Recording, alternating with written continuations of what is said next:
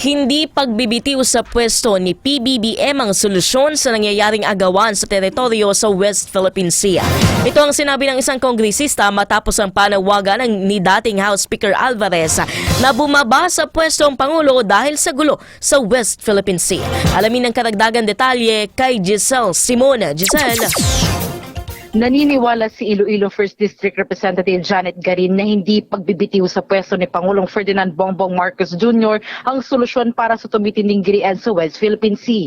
Ayon kay Garin, dapat tumulong na lang si dating Speaker Pantaleon Alvarez na bumuo ng konkretong plano para masolusyonan ng gulo sa West Philippine Sea.